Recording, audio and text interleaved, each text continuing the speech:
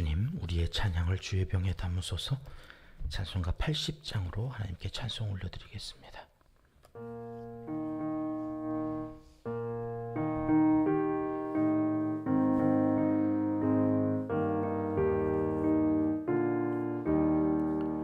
천지에 있는 이름 중 귀하고 높은 이름, 주 나시기 전 지으신 구주의 이름 예수.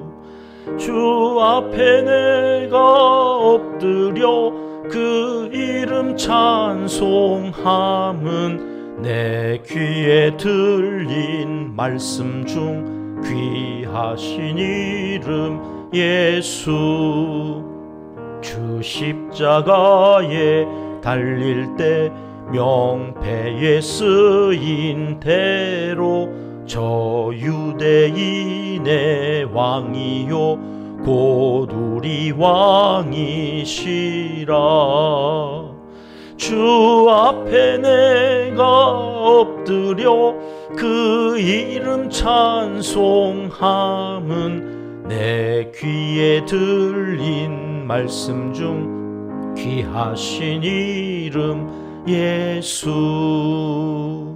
지금도 살아 계셔서 언제나 하시는 일, 나 같은 죄인 부르사 참 소망 주시도다. 주 앞에 내가 엎드려 그 이름 찬송함은 내 귀에 들린 말씀 중 귀하신 이름 예수. 주 예수께서 영원히 어제나 오늘이나 그 이름으로 우리에게 참 복을 내리신다. 주 앞에 내가 엎드려 그 이름 찬송함은 내 귀에 들린 말씀 중 귀하신 이름 예수. 아멘.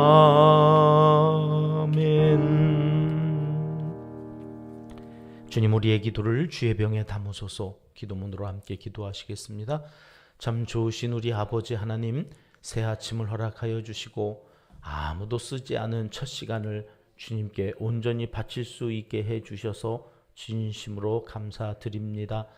왕이신 하나님 아버지께 늘 언제나 가장 좋은 것을 드리기 원합니다. 구원주 되시는 사랑하는 주님께 이 아침에도 마음과 뜻과 정성을 올려드리기 원합니다. 우리를 이 모습 그대로 받아주시옵소서. 한 주간을 어떻게 살았는지 쏜살같이 시간이 흘렀습니다. 어리석고 죄 많은 우리의 삶에 예배드리는 시간만큼은 진심이고 진정이고 진실하여 거룩하기 원하오니 이 시간 죄의 모습은 감추어 주시고 주님 피로 의로워진 성도로 예배드리게 은총을 베풀어 주시옵소서. 우리 은평교회는 날마다 하나님께 가지고 갈 아름다운 이야기를 만드는 은혜와 평강이 넘치는 신앙 공동체이기를 소원합니다. 땅끝까지 증인이 되라 하신 말씀 따라 선교에 열심을 다하는 우리 은평교회를 주목하여 주시고 가난하고 어려운 이웃들과 함께 더불어 살며 그리스도의 사랑을 나누는 일에도 최선을 다하는 우리 교회를 더욱 크게 사용하여 주시옵소서. 선교지에서도 농촌과 개척교회와 각 기관에서도 은혜와 평강이 넘친다는 소식을 듣게 하여 주시고 우리 은평교회를 통해 흘러가는 기도와 물질이 예수 그리스도의 놀라운 능력이 되어 구원의 큰 기쁜 소식으로 들려오게 하여 주시옵소서. 15개 나라 100여 명의 우리가 매월 돕는 어린이들에게 특별한 은혜를 내려 주시옵소서. 물질도 필요한 만큼 채워주시되 영의 양식이 부족하지 않도록 성령께서 그 아이의 가정에 복음을 심게 하사 영혼이 모두 구원 얻는 복을 더하여 주시옵소서. 대한민국의 위상이 노벨 문학상을 수상하게 되는 놀라운 자리에까지 이르게 하심을 감사드립니다. 한 개인의 기쁨이 아니라 온 국민에게 도전이 되고 희망이 되어 국민 모두의 자존감이 증진되는 기회가 되게 하옵소서. 전 세계 전쟁과 자연재해, 사건, 사고로 애매히 고통받는 이들에게 자비하심과 긍휼하신 손길로 그 모든 환난의 현장에서 구원하여 주시기도 강청하옵나이다. 복된 이날에 주일을 잘 준비하여 최상의 컨디션으로 주일 예배에 나와 온 성도가 하나님만 높이며 하나님만 의지하는 믿음의 가족들이 다 되게 하여 주시옵소서. 하나님을 사랑하는 자, 곧 그의 뜻대로 부르심을 입은 자들에게는 모든 것이 합력하여 선을 이루어 주실 줄 믿습니다. 하나님이여, 우리에게 은혜를 베풀어 주시옵소서. 예수님의 이름으로 기도합니다. 아멘. 이 새벽 주시는 하나님의 말씀은 사무엘상 4장 말씀입니다. 11절 한 절 말씀 같이 읽습니다. 하나님의 괴는 빼앗겼고 엘리의 두 아들 홈리와 비느하스는 죽임을 당하였더라. 아멘. 사무엘상 4장은 시간이 흘러서 이제 아이였던 사무엘이 자랐다 이렇게 말씀하시는 그 내용으로 이어지는데요. 사무엘상 3장 19절 말씀입니다. 같이 읽겠습니다. 사무엘이 자라매 여호와께서 그와 함께 계셔서 그의 말이 하나도 땅에 떨어지지 않게 하시니. 하나님께서 사무엘에게 권세를 주셨어요. 그래서 그가 하는 말은 땅에 떨어지지 않고 다 역사의 현장에 그대로 이루어지는 거예요. 그래서 어떻게 됐다고요? 20절 말씀 같이 보십니다. 단에서부터 부엘세바까지의 온 이스라엘이 사무엘은 여호와의 선지자로 세우심을 입은 줄을 알았더라. 단에서부터 부엘세바까지. 이거 이제 우리가 익숙하죠.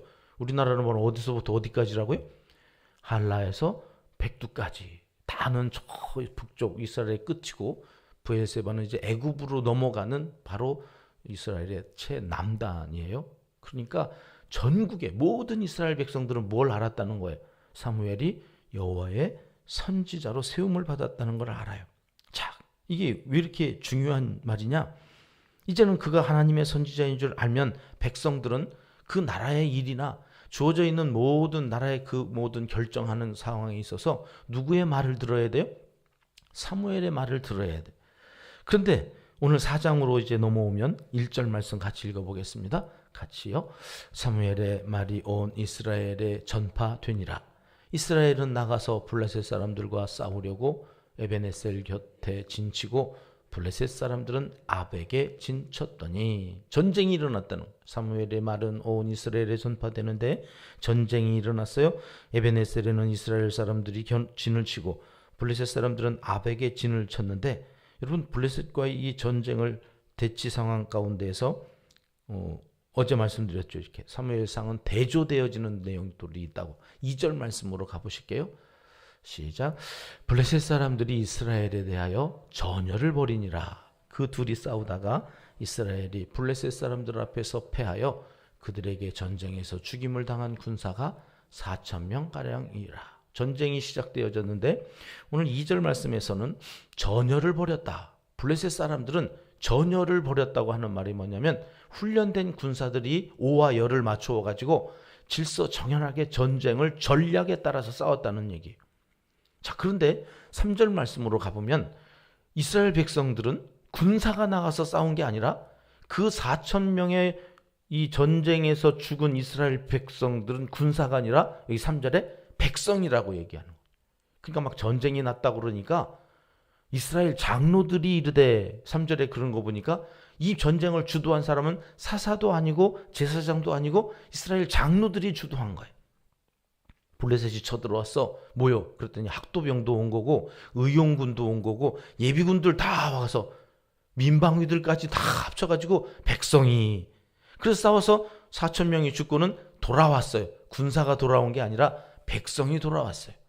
여러분, 훈련되지도 않고 싸워본 적도 없는 그 백성들이 나가서 오와 열을 갖추고 전략에 따라서 싸우는 블레셋, 저들은 철기 문명이라 모든 무기가 다 철인데 어떻게 이겨요? 어떻게? 4천 명이 죽었다는 거예요.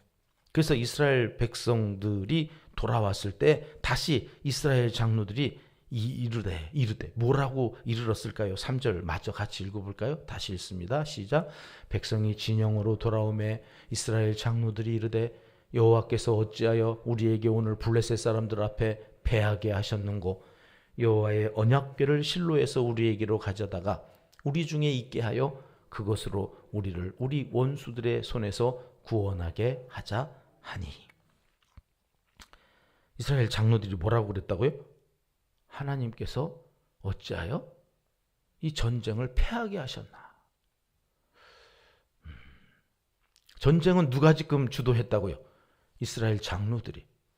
이 전쟁을 어떻게 할까요? 물었다는 얘기도 없고 기도했다는 얘기도 없고 하나님 우리가 이제 전쟁을 나갈 거니까 도와주십시오 요청했다는 것도 없었잖아요. 자기들이 사람들 모아가지고 자기들이 나가서 싸운 거예요. 자기들이 주도해서 자기들이 한 일에 대하여 결과가 안 좋으니까 책임은 누구한테 묻고 있어요 지금? 여호와 하나님. 오늘 신앙생활하는 이 교회 안에 이런 사람들이 얼마나 많이 있을까요? 기도도 안 해. 말씀 앞에 한 번 그 말씀이 무슨 말씀인가 뭐 묵상하고 그 말씀대로 살아야 되겠다 그런 적도 없어. 그리고 자기가 결정하고 자기가 한 일들에 대해서 결과가 안 좋을 때 사람들은 다 하나님 원망해. 하나님이 계시면 어떻게 이런 일들이 있습니까? 막 그러는 거죠. 그러고서 잘 되면 말로는 하나님 은혜라 그래. 하나님 은혜로. 그러나 정작 자기 마음속에는 기도한 적도 없고 말씀 묵상하고 그 뜻대로 한 것도 아니기 때문에 내가 했다고 생각하죠. 교만해지기 시작하는 거예요.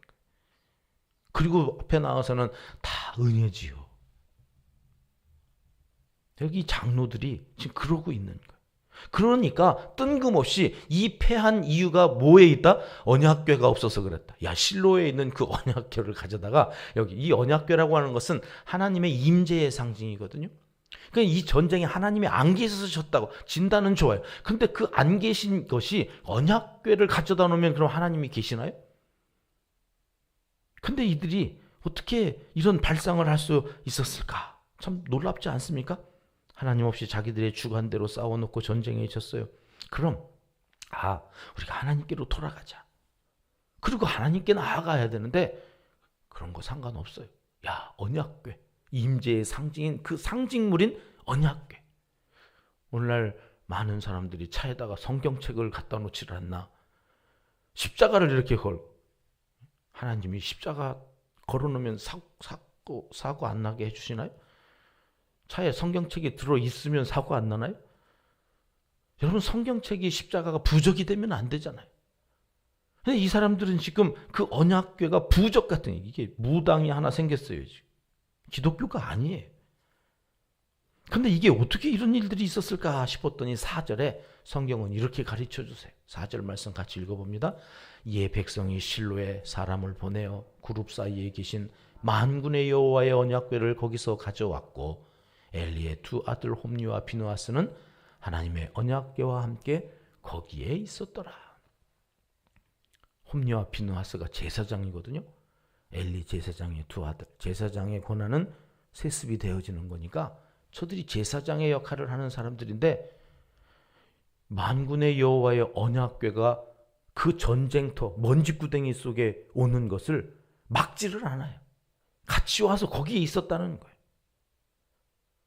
여러분 하나님의 언약궤는 성소도 아니고 가장 거룩한 그 지성소 대제사장만 1년에 한 번 가서 백성들의 죄를 속해야 하는 그 거룩한 곳에 모셔져 있어야 될 그거를 어쩌자고 이 전쟁터 먼지구덩이로 끌고 나오는데 제사장이 그거를 막질 않아요. 하나님이 가라고 한 것도 아니고 어디 이걸 가지고 목숨 걸고 지켜야죠. 그거는. 여러분 그거 하라고 제사장이 있는 거예요. 근데 개념이 없어요. 백성들이 가져오라고 그러고 장로들이 가져오라고 그러니까 졸래졸래 같이 따라가라는 거예요. 여러분 교회가 다른 모든 것은 다 양보할 수 있지만 이 하나님의 말씀은 목숨 걸고 지켜야 되는 사람이 한 사람은 있어야 돼요. 그런데 이 시대에 그 사람이 하나도 없는 거예요. 그리고 이제 사무엘이 나타났어요. 그는 하나님의 말씀을 전하는데 땅에 떨어지지를 않아요. 다 선포되어지는 말씀마다 이루어지는. 그러면 사무엘에게 가서 하나님의 뜻을 물어야 되는데 사무엘에게 가지도 않고 제사장들은 그 역할도 제대로 하지 않고. 여러분, 우리 교회가 창세기부터 한 장 한 장 읽어 나가는 이 고된 작업을 왜 하는 줄 아세요? 성경을 단편적으로 그 내용만 가지고 물론 사는 것도 유익하지요. 그러나 여러분, 전체를 알아야 해요. 숲을 보고 나무를 볼 수 있어야지 나무만 보면서 살면 전체적인 하나님의 마음을 놓치고 우리가 그 마음을 모른 채 율법적으로 자꾸 오르니 그러니 교회 안에도 그것만 가지고, 가정 안에서도 그것만 가지고 살아가는 그리스도인들 때문에 정말 하나님의 사랑, 그 그리스도의 십자가의 사랑을 놓치고 살아가는, 그러니 교회가 영향력을 잃어버려요. 더 이상 교회가 있으나 없으나 사회는 여전히 썩어져 가고 어두워져 가고, 이스라엘 백성들이 지금 그러고 있는 거예요. 보세요. 5절 말씀 보실까요? 같이 읽습니다. 여호와의 언약궤가 진영에 들어올 때에 온 이스라엘이 큰 소리로 외치매 땅이 울린지라. 왜 이 제사장도 그러고 장로들도 그랬냐?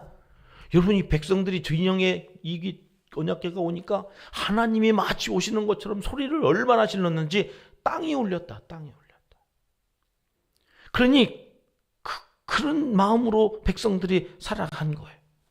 정말 하나님은 모른 채 그 언약궤, 눈에 보이는 그것에 현혹이 되어가지고 그것이 부적이 되어서 그것이 오면 전쟁이 이길 줄 알고 사기가 충천했다는 거예요.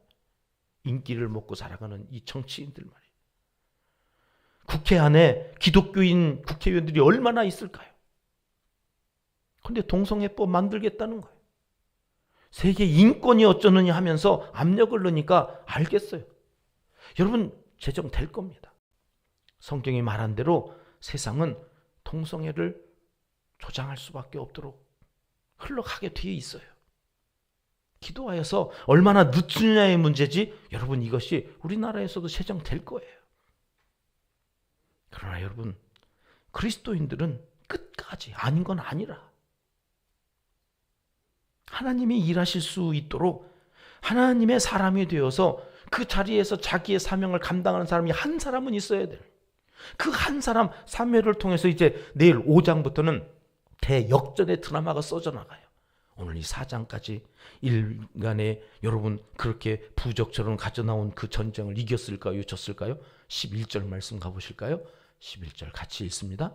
하나님의 궤는 빼앗겼고 엘리의 두 아들 홈니와 비느하스는 죽임을 당하였더라. 하나님의 궤를 빼앗겨버리고 말았어요. 지성소에 잘 모셔둬야 될 그 법궤, 그걸 부적으로 쓰겠다고 가지고 왔다가 전쟁은 패하고 그 앞절에는 3만 명이 죽었다. 4천 명 죽었을 때 정신 차렸어야지. 3만 명이 죽고 궤는 빼앗기고, 그리고 두 아들, 그 제사장 역할을 못했던 두 아들이 죽임을 당했다. 그리고 절망의 나락으로 떨어져 버렸습니다. 여러분 아세요? 인간의 그 절망하고 나락으로 떨어져 있는 그때 하나님은 일하신다. 5장이 하나님이 대역전극을 어떻게 펼쳐가시는지를 이제 다음 주 월요일이네. 월요일부터 우리가 살펴보게 됩니다. 아, 그렇구나. 인간이 절망할 때 하나님은 일하시는구나. 인간이 자기가 잘나서 이 모든 일들이 되어지는 줄 알고 자기들 생각대로, 자기들 마음대로, 그래서 사사시대를 뭐라고 그랬다고요? 왕이 없었어. 자기 소견에 옳은 대로 행했던. 그러나 그 결과가 처참합니다. 언약궤는 빼앗겼고 제사장은 죽었다. 이런 절망스러운 상황이 왜 왔습니까? 하나님의 뜻과 상관없이 자기들이 옳은 대로, 좋은 대로 살았기 때문이다. 인간의 절망, 그 끝에 언제나 하나님의 친히 일하시는 손길이 있음을 이제 5장 기대하십시오. 기대하셔도 좋습니다. 그러나 여러분, 그 절망의 끝이 우리의 절망의 끝이지 하나님에게도 절망이 아니다. 하나님께는 소망이 있는 거다. 그때 하나님께로 돌아가면 됩니다. 하나님께 모든 것들을 내려놓으십시오. 내 힘으로 내 능력으로 했던 그 모든 것들을 이제는 항복하시고 내놓으십시오. 그리고 하나님께 맡기십시오. 거기에 길이 있습니다. 5장부터 그 길을 찾아 하나님께서 주시는 말씀 마음에 또 새기고 살아갈 때에 우리의 삶에도 광명의 빛이 비춰질 것을 믿고 여러분 어떤 상황에 있든지 하나님께 맡기는 훈련을 계속해서 해 나가시는 하나님의 사람들이 되시기를 이 새벽 하나님은 간절히 원하십니다. 기도하겠습니다. 하나님 아버지, 어리석은 인생이 문제는 일으켜놓고 책임은 늘 하나님께 돌리며 살아갑니다.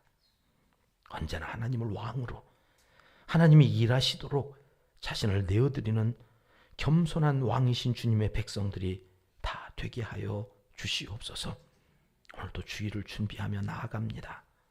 하나님의 백성들 지켜주셔서 최상의 컨디션으로 주일 성전에 오를 수 있도록 우리의 삶을 돌아보아 주시고 지켜 보호하여 주시옵소서.